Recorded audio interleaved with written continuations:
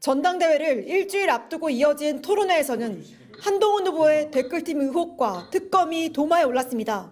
원희룡 후보가 실형 가능성까지 구체적으로 언급하며 포문을 열었고, 윤상현 후보도 민주당이 제기하는 한동훈 특검을 받을 건지 따졌습니다. 사실이라면 김경수 지사처럼 징역 2년의 실형을 받을 수도 있는 그런 사안이고, 아무리 당내에서 보호하려고 해도 보호할 수가 없습니다. 민주당이 이 문제를 가지고 특검을 요구할 것 같아요. 그러면 우리 후보님께서는 어떻게 하시겠습니까? 나경원 후보는 국민 지지가 높다면 한동훈 특검도 해야 하는 것이냐고 압박했습니다.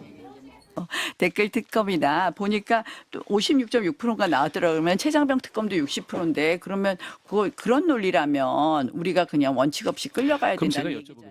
한 후보는 즉답은 피하는 대신 내부 총질이라고 맞받았습니다. 민주당 양문석의 주장에 동조하는 원희룡 후보에 대해서 당심이 판단할 거라고 생각합니다. 여기에 홍준표 대구시장은 민주당 양문석 의원이 제기한 한 후보의 댓글팀 의혹을 거론하며 사실이라면 능지처참할 일이라면서 특검이라도 도입해서라도 여론 조작 세력을 박멸해야 한다고 주장했습니다. 날선 공방과 달리 주자들이 한 뜻을 모은 주제도 있었습니다. 김건희 여사의 검찰 수사가 필요한가? 김 여사가 지금이라도 사과해야 하느냐는 질문에는 냈다 그렇다고 입을 모았습니다. 궂은 날씨 속에 수도권, 강원 지역 마지막 합동연설회에는 당원 5천 명이 모였습니다. 지지자 간 충돌 문제가 심각해지자 연설회장 입구에서는 당원 출입 관리가 한층 강화됐습니다. 앞서 당 선관위는 충청권 연설회에서 폭력 사태를 벌인 유튜버 3명을 출입 금지하고 경찰 수사까지 의뢰한 상황. 과열을 막자는 분위기 속에 우려했던 또 다른 폭력 사태는 없었습니다. 선거운동이 막판으로 치닫는 가운데 국민의힘은 모레 당원 투표를 시작으로 본격적인 당대표 선거 절차에 들어갑니다. MBC 뉴스 지은수입니다. 한동훈 국민의힘 당대표 후보의 장관 시절 이른바 여론조성팀 관련 폭로를 이어온 장해찬 전 국민의힘 최고위원이 한 후보를 겨냥해 말 빙빙 돌리지 말고 정면으로 들어오라고 요구했습니다. 장 전 의원은 자신의 SNS에 글을 올려 한 후보에게 그야말로 고소왕이던 것과는 너무 다른 모습을 보이고 있는데 유독 저에게만 우물쭈물 제대로 대응을 못하는 이유가 무엇이냐며 이같이 말했습니다. 그러면서 법무부 댓글팀 고소로 물타기가 되겠냐며 저는 줄기차게 법무부 밖 측근의 개입이라고 말했다면서 자신 있으면 직접 고소하라고 거듭 목소리를 높였습니다. 원희룡 후보도 토론회에서 한동훈 특검을 직접 거론하며 댓글팀이 사실이면 한 후보는 징역 2년 실형을 받을 수 있다고 공세를 펼쳤습니다. 우리 한동훈 특검은 어제는 뭐 다 지난 일이라 했지만 지금 댓글팀 같은 새로운 것들이 올라오게 되면요, 그 사실관계가 사실이라면 김경수 지사처럼 징역 2년의 실형을 받을 수도 있는 그런 사안이고, 그러자 한 후보는 원 후보가 민주당 주장에 동조하는 것이라며 길게 말씀드리지는 않겠다고 반응했습니다.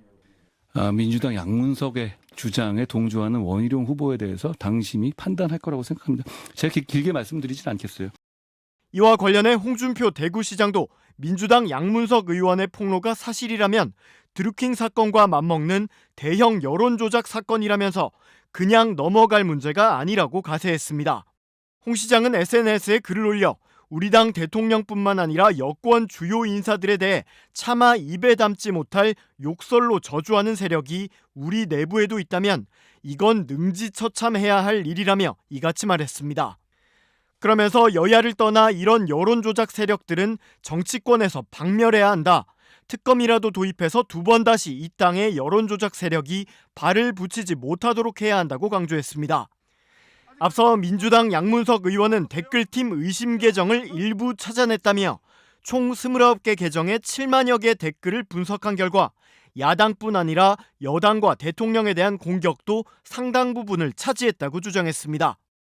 그러면서 특히 윤 대통령 부부에 대해 초기에는 우호적인 입장이었는데 갈등설이 불거진 지난 4월 이후부터 윤 대통령을 가축이나 질병 등의 멸칭으로 부르며 인신공격도 서슴지 않는 모습을 보였다는 주장도 내놨습니다. 앞서 한 후보는 이 같은 사설 댓글팀 운영 의혹에 대해 전혀 아니라며 법무부 자원을 이용했거나 돈을 줬다고 주장하는 거라면 심각한 명예훼손이고 고소하겠다고 강력 부인했습니다. 한동훈 후보가 후보가 연설을 시작하자 야유가 쏟아집니다. 대전 충청의 당원 대표 한동훈입니다. 한 남성이 다른 남성에게 주먹질을 하며 달려들고 또 다른 남성은 의자를 집어던지려다 제지당합니다. 다른 분에게 폭행을 하진 말아 주십시오. 일부는 연설회장 밖으로 나와 몸싸움을 이어갔습니다. 원희룡, 한동훈 후보 지지자와 일부 유튜버들이 합동 연설회에서 충돌한 겁니다. 당 선관위는 모든 후보들에게 경고장을 보내는 한편 폭력을 휘두른 3명을 연설회에 출입 금지시키기로 했습니다. 후보들 서로 상대에게 책임을 돌렸습니다. 좀 계획하고 와서 난동을 피운 그런 거더라고요. 원희룡 후보 지지자들이 저에게 그렇게 연설 방해를 했던 것은 맞고요. 팬클럽들의 이 행동들이 과거 우리 당에서는 없었던 그런 부분들이 유입이 돼 있는 게 아닌가. 거듭 당이 옐로 카드를 꺼내들었지만 원 후보는 한동훈 여론조성팀 의혹을 두고 이미 물꼬가 터졌기 때문에 수사로 이어질 수밖에 없다며 물러서지 않았습니다. 프로그램을 돌렸냐 안 돌렸느냐의 차이만 있지 드루킹과 똑같은 게 되는 거죠.